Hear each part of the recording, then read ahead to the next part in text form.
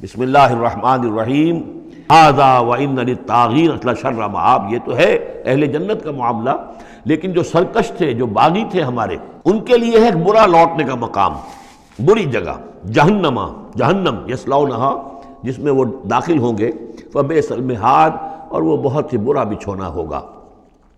ھذا فلیذوقوہ حمیم وغساق، اور کہہ دیا جائے گا یہ ہے اب وہ جس کا وعدہ تم سے کیا گیا تھا، فلیذوقوہ، اب وہ اس کو چکھیں۔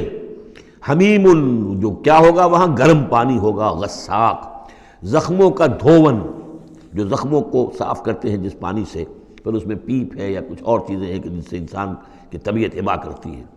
وآخر من شکلہ ازواج، اور اسی طرح کی اور چیزیں بھی جو ان کو دی جائیں گی کھانے اور پینے کے لیے، وہ اسی طرح کی چیزیں ہوں گی، گھناؤنی اور بد ذائقہ۔ ھذا فوج مقتحم معکم، اب وہ جو جہنم میں جو لوگ پڑے ہوئے پہلے سے، جب ایک قوم آئی پھر دوسری آئی، جو نئی قوم آئے گی تو پہلے والے جو ہے وہ کہیں گے اب تو پہلے یہاں مصیبت میں ہیں، جگہ بھی یہاں نہیں ہے، تنگی ہے، حبس بھی ہے، یہ بھی ہے، اب یہ ایک اور چلی آ رہی ہے فوج۔ ھذا فوج مقتحم معکم، ایک اور فوج آ رہی ہے کہ جو تمہارے اوپر دھسی چلی آ رہی ہے۔ لا مرحبا بہم، ان کے لیے کوئی کشادگی نہ ہو، کوئی مرحبا نہیں ان کے لیے۔ مرحبا یہ ان کے کہنے کا ایک وہ تھا، گریٹنگ کا، مرحبا یعنی آئیے آئیے، آپ کے لیے کشادگی ہے، ہر جگہ آپ کے لیے یہاں سہولت ہے۔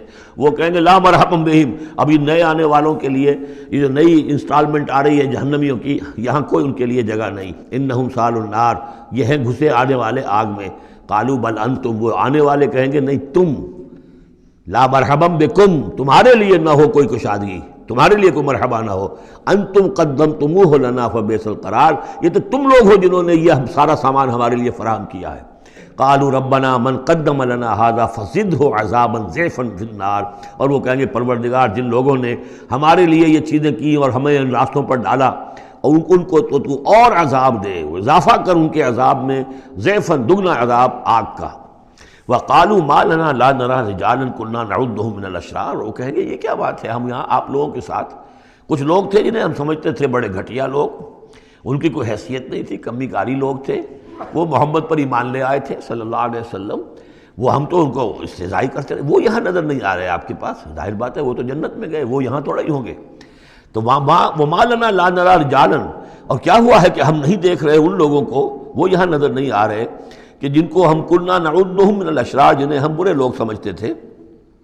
اتخذناہم سخریا، کیا ہم نے ان کو صرف ایسے ہی جو ہے ایک یعنی ہنسی ٹھٹا بنا لیا تھا، ام زاغت عنہم الابصار، یا ہماری نگاہیں جو ہیں ان سے کج ہو گئی ہیں، دیکھ نہیں پا رہی ہیں، ہم انہیں دیکھ نہیں پا رہے، ہماری نگاہیں جو ہیں ان سے چوک رہی ہیں۔ ان ذلک لحق تخاصم اہل النار، تمہیں یقین رکھنا چاہیے کہ یہ سب کچھ جو ہم بیان کر رہے ہیں حق ہے، یہی جھگڑا اور یہی جو ہے ان جہنمیوں کے مابین یہی تکرار ہوگی۔ قل انما انا منذر، کہہ دیجئے نبی کہ میں تو بس ایک منذر ہوں، خبردار کرنے والا۔ وما من الہ الا اللہ الواحد القہار، نہیں ہے کوئی الہ معبود سوائے ایک اللہ کے جو الواحد ہے، اکیلا ہے اور قہار ہے، پوری طرح چھایا ہوا ہے۔ رب السماوات والارض وما بینہما العزیز الغفار، وہ آسمانوں اور زمین کا رب ہے، مالک ہے، اور جو کچھ ان کے مابین ہے اس کا بھی العزیز ہے، زبردست، اور الغفار ہے، بخشنے والا۔ قل هو نبأ عظیم، میں نبی کہہ دیجئے یہ ایک بہت بڑی خبر ہے جو محمد لے کر آئے ہیں صلی اللہ علیہ وسلم۔ انتم عنہ موردون، اور تم اس سے اعراض کر رہے ہو، بہت بڑی خبر ہے تمہارے لیے یہ بہت ہی فیصلہ کن بات ہے، لیکن یہ کہ تم اعراض کر رہے ہو۔ ما کان لی من علم بالملأ الاعلی اذ یختصمون، اور مجھے کچھ معلوم نہیں ہے کہ ملأ اعلیٰ میں کیا اختلافات ہو رہے ہیں۔ اذ یوحی الی ان یوحی الی الا انما انا نذیر مبین، مجھے تو بس یہ میری طرف وحی کیا گیا ہے کہ میں ہوں صرف واضح طور پر خبردار کر دینے والا۔ اذ قال ربک للملائکۃ انی خالق بشرا من طین فاذا سویتہ، جب میں اسے پورا بنا لوں، ونفخت فیہ من روحی، اور اس میں اپنی روح میں سے پھونک دوں، فقعوا لہ ساجدین، تو گر پڑنا اس کے سامنے سجدے میں۔ فسجد الملائکۃ کلھم اجمعون، یہ آیت جو کہ تو پہلے بھی آ چکی ہے، کس قدر زور ہے، سجدہ کیا تمام فرشتوں نے، سب کے سب نے جمع ہو کر، اکٹھے ہو کر، الا ابلیس، نہیں کیا ابلیس نے۔ استکبر وکان من الکافرین، اس نے استکبار کیا، گھمنڈ کیا، اور وہ کافروں میں سے ہو گیا یا کافروں میں سے تھا۔ قال یا ابلیس ما منعک ان تسجد لما خلقت بیدی، اور کہا اللہ نے اے ابلیس کیا ہوا تجھے، کس چیز نے منع کیا، کس چیز نے روکا کہ تو سجدہ نہ کرے اس کو جسے میں نے اپنے دونوں ہاتھوں سے بنایا ہے۔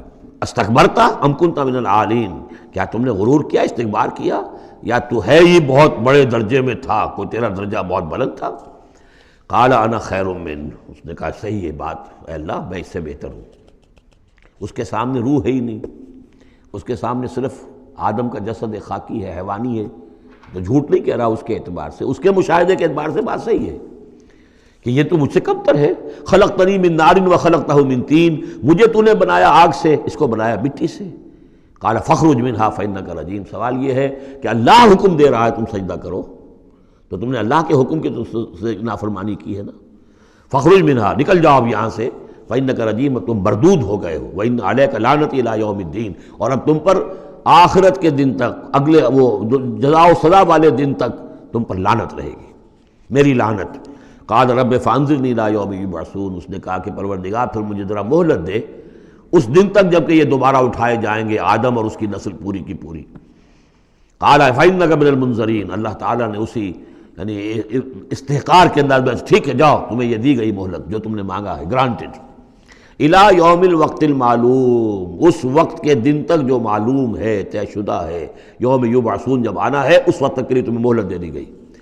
قال فبعزتک لأغوینہم اجمعین، اب اس نے کہا جب تو نے مجھے مہلت دے دی ہے تو اے اللہ تیری عزت کی قسم، تیرے اقتدار اور اختیار کی قسم، میں ان سب کو گمراہ کر کے رہوں گا، الا عبادک منہم المخلصین، سوائے اس میں سے تیرے وہ بندے جنہیں تو خود اپنا بنا لے۔